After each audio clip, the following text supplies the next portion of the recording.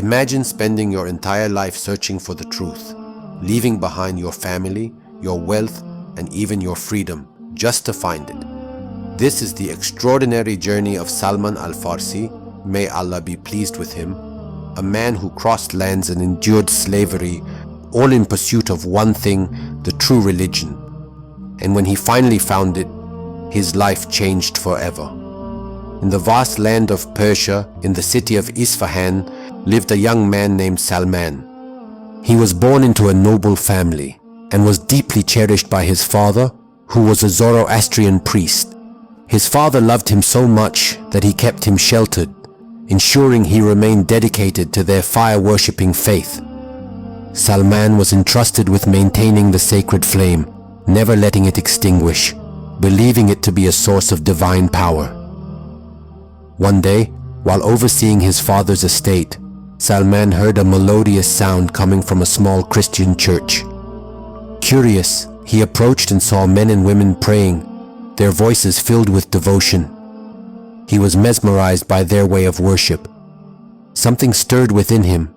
This faith seemed truer than what he had known. When he asked about their religion, they told him about Christianity, about the prophets of old, and about the one true God. His heart found peace in their words, and he realized that his own faith was incomplete.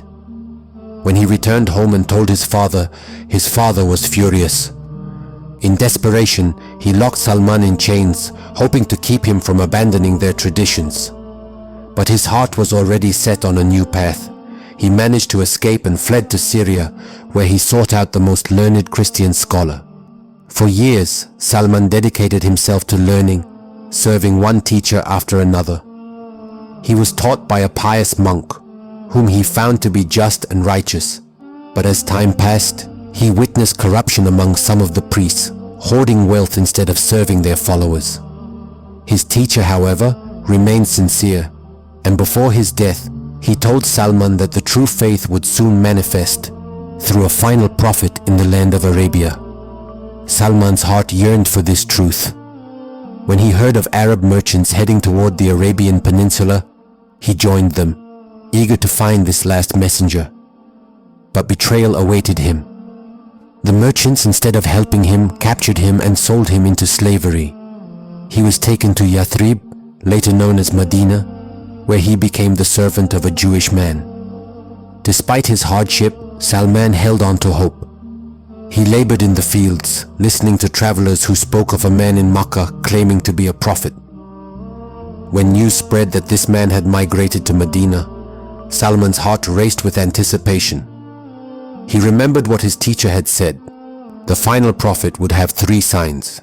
He would not eat from charity, he would accept gifts, and he would bear the seal of prophethood between his shoulders. Determined, Salman gathered some dates and approached the Prophet Muhammad, peace and blessings be upon him.